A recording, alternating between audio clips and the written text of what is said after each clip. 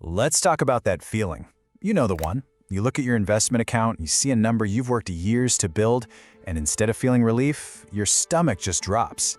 Today, we're going to get into exactly why a net worth of $300,000 can feel way more like a starting line than a victory lap. Right? This is the big question.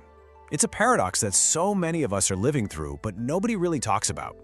You did all the right things, you saved your money, but that feeling of safety, it just isn't there. So why does a number that is objectively a huge success feel so fragile? Think about it like this. One person can look at that number and think, okay, I'm finally getting somewhere. The hard work is paying off.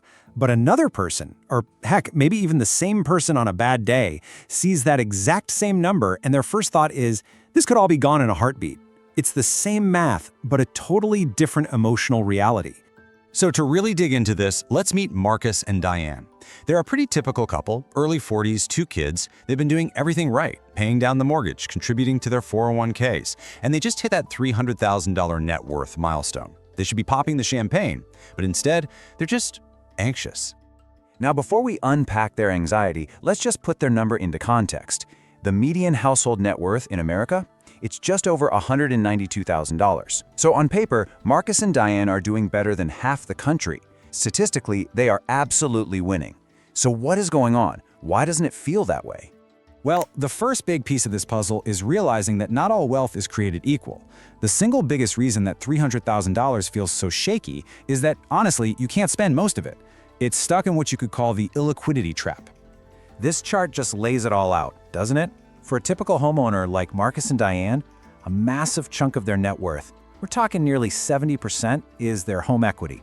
It's wealth that's literally trapped inside the walls of their house. Yeah, it looks great on a spreadsheet, but you can't use it to buy groceries or pay for a sudden car repair. So here's the kicker. When you subtract the value of their home, their liquid, truly accessible net worth is really closer to $96,000. That's the money they can actually get their hands on if things go south. And look, that's still a good chunk of change, but it's a universe away from $300,000. It's not even enough to cover their living expenses for a single year. This quote just hits the nail on the head. It perfectly captures that feeling. You're in this weird middle ground where technically you're wealthy, but your day-to-day life feels stretched thin. It's that specific anxiety that kicks in every time the dishwasher starts making a funny noise. Okay, so a huge slice of the wealth is locked up. But that's not the only thing going on here. There's this invisible force that's been quietly eating away at the value of the money they do have, and that's inflation. It has completely rewritten the rules for what it costs to live a middle-class life. Just look at the last decade. We've seen about 35% cumulative inflation. What does that actually mean? It means their $300,000 today only buys what about $220,000 could have bought 10 years ago. They haven't actually lost a dollar, but their wealth has lost over a quarter of its real-world power. And this chart shows you exactly where that squeeze hurts the most.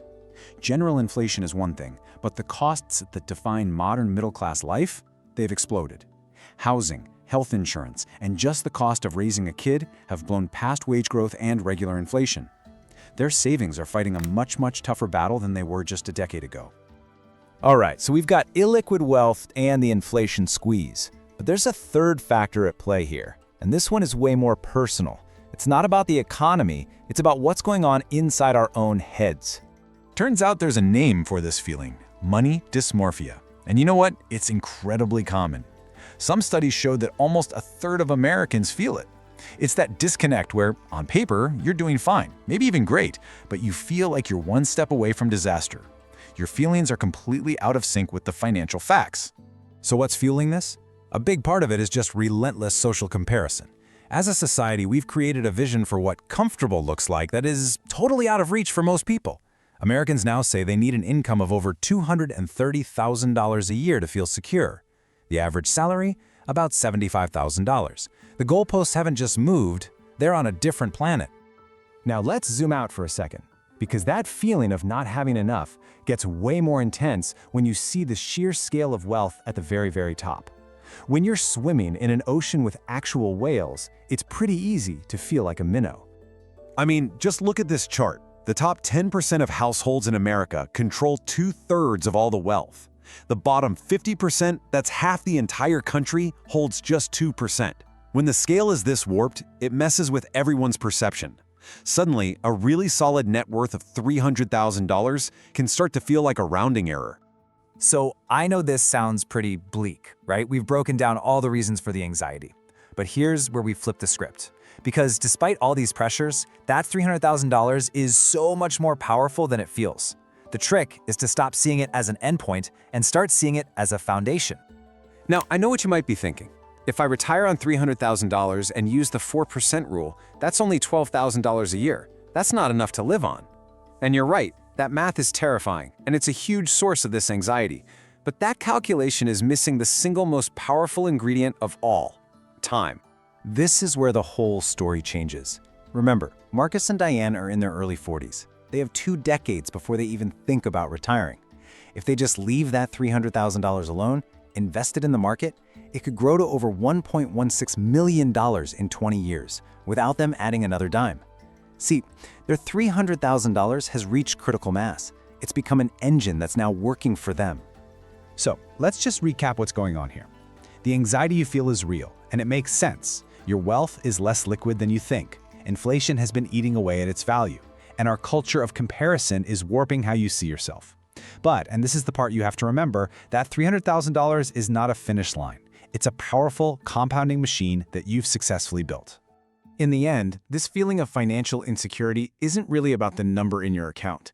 It's about the crazy economic system we're all navigating and the broken psychological yardsticks we use to measure ourselves. So the real question I want to leave you with is this: what are you measuring your success against?